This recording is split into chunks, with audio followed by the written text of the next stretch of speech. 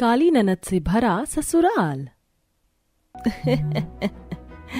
अरे भाई साहब, अब तो लड़का लड़की ने भी एक दूसरे को पसंद कर लिया है, तो लगे हाथ शगुन देकर रोका कर लेते हैं।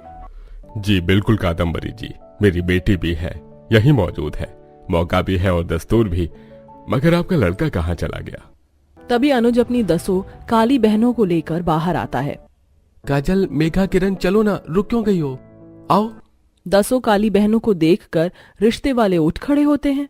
कादम्बरी बहन, आपने तो कहा था आपका इकलौता लड़का है, माफ करना, मगर 10-10 काली नंद वाले घर से मुझको मेरी बेटी का रिश्ता नहीं करना।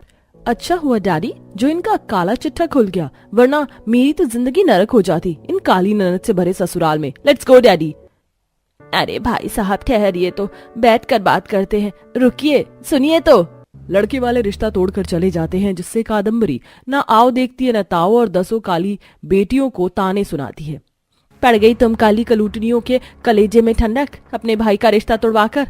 मेरे तो करम फूटे थे जो तुम जैसी 10 कलंकिनी मेरी कोख में पैदा हो गई। मेरे मना करने के बावजूद तुम सब क्यों आई? माँ प्लीज, और कितना दिल दुखाओगी आप मेरी बहनों का? नहीं अनुज, माँ ठीक ही तो बोल रही हैं, हम काली कलूटी मनहूस ही हैं। बंद करो ये नाटक, हर बार तुम सब अनुज के रिश्ते में अड़चन बन जाती हो, भला कहीं की। वैसे तो कादम्बरी 10 की सगी माँ थी, मगर उनके काले रंग रूप के चलते कादम्बरी का रवैया खटास भरा था। माँ के ताने 10 के दिल में सुई चुभोते थे। थोड़े दिन में कादम्बरी विशाखा नाम की गोरी चिट्टी घमंडी मिजाज वाली लड़की चुनकर बहू बनाकर ले आती है। तू चांद का टुकड़ा है मेरी इकलौती बहू, देखो कितना नूरानी चेहरा और तीखे नए नक्श दिए भगवान ने। विशाखा बहू, कलश गिराकर गृह प्रवेश करो। रुको विशाखा, माँ मेरी 10 बहनें दिखाई नहीं दे रही, वो कहाँ हैं? कहीं आपने उनकी शादी में शरीक होने से उन्हें मना तो नहीं कर दिया? अनुज 10 का नाम पुकारता है। जैसे ही 10 काली ननद सामने आती हैं तो विशाखा दंग रह जाती है। ओह गॉड, मेरा ससुराल तो काली नंदों से भरा हुआ है। ऐसा लग रहा है 10 कोयले में डुबकी लगा कर आई हैं। विशाखा, ये 10 केवल मेरी बहनें नहीं बल्कि मेरी जिगर का हिस्सा है। माँ ने इन्हें कभी माँ का प्यार नहीं दिया, मगर तुमसे मुझे उम्मीद है। अनुज, भाभी तो होती है माँ समान, और रंग रूप देना तो भगवान के हाथ में है।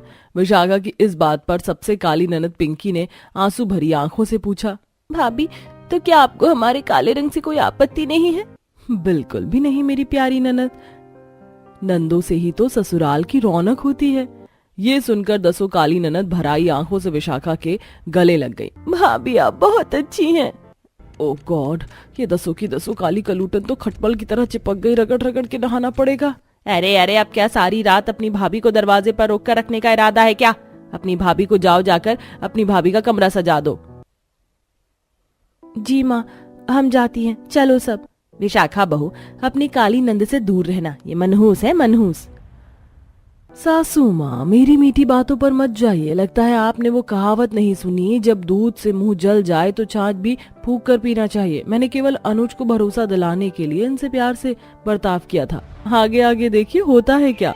अगली सुबह अनुज तड़के सुबह दफ्तर चला जाता है। उसके पीठ पीछे विशाखा अपना असली रंग दिखाना चालू करती है। देखो काजल, किरण, शीतल, पिंकी, मेघा, भारती, संजना भाभी आ गई। भाभी, आज आप खाने में क्या बना रही हो? आज तो हम सब बहुत खुश हैं, आपके हाथों का स्वादिष्ट खाना खाने को मिलेगा। क्या कहा? मैं और खाना बनाऊंगी?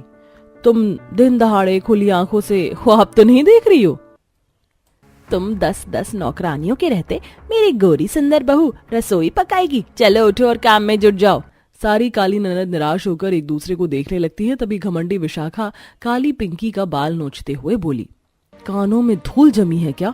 सुनाई नहीं दिया? उठो सब, अब मुफ्त की रोटियां तोड़ने को नहीं मिलेंगी। मेघा दीदी बचाओ मुझे, भाभी मेरे बाल छोड़ दो। भाभी पिंकी को छोड़ दो, आप जो भी कहोगी हम करेंगे। शाबाश, ये हुई ना अकलमंदों वाली बात। मेघा, किरण, जाओ मेरे लिए पनीर चीज वाला पिज्जा बना कर लाओ। छाया, पिंकी तुम मेरे पैर दबाओ। संजना, भारती तुम सफाई करो।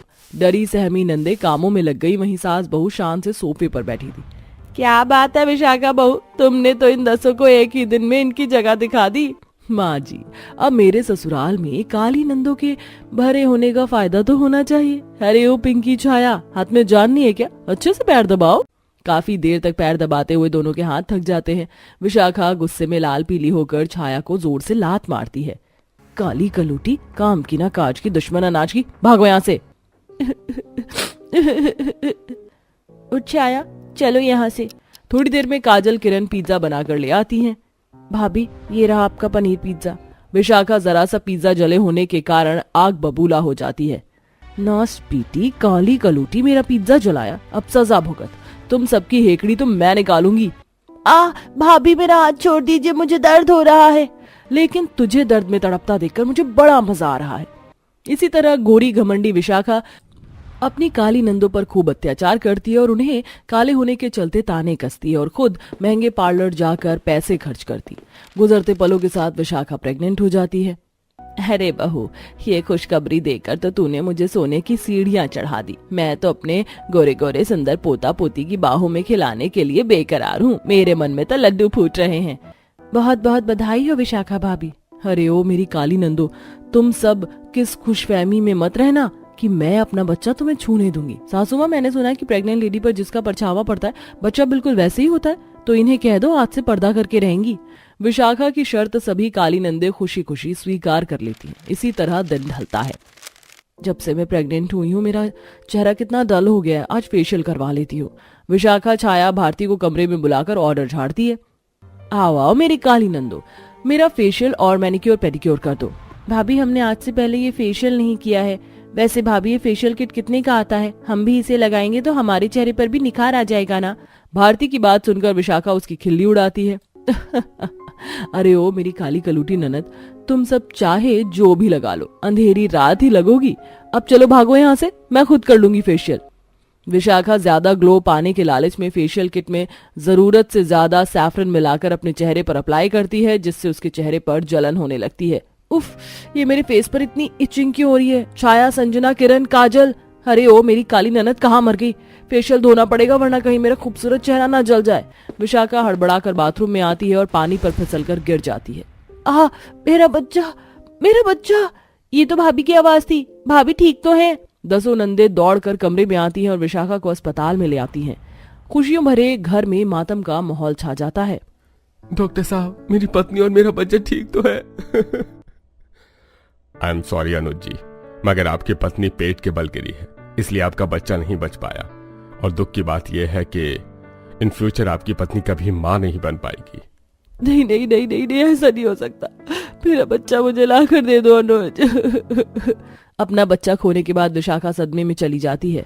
वह पूरे वक्त कमरे में बंद रहती, ना कुछ खाती, ना पीती, ना मुस्कुराती। ऐसे में उसकी दसों काली ननद उसका खास ख्याल रखती थी। उसे दवाई खिलाती, गोद में सुलाती, बाल बनाती। भाभी, गर्मा गर्म खाना हाजिर है, चलिए मुंह खोलिए और खा लीजिए। मुझे नहीं खाना मेघा। भाभी खा लीजिए थोड़ा सा हमारी खातिर।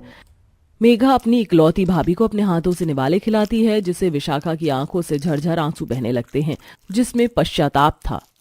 मुझे माफ कर दो मेघा। मैंने तुम सबको हमेशा काले रंग का दाना दिया, मगर आज तुम सबने मुझे संभाल लिया। भाभी, आपको पता है भाभी को माँ समान क्यों कहा गया? क्योंकि दुनिया में माँ के बाद भाभी का दर्जा दूसरी माँ का होता है। इस नाते हम दसों भी आपकी संतान हुई ना। देखना भगवान आपको बहुत जल्द आपकी सोनी गोद भर देंगे। पिंकी की बातों ने विशाखा के टूटे मन को जीने की उम्मीद से भर दिया। आखिरकार विशाखा अपनी काली नंद से भरे ससुराल को दिल से अपना लेती है। समय के साथ कादम्बरी का बर्ताव भी बदल जाता है। विशाखा अपनी दसों ननद को खुद से नए रूप में बदलती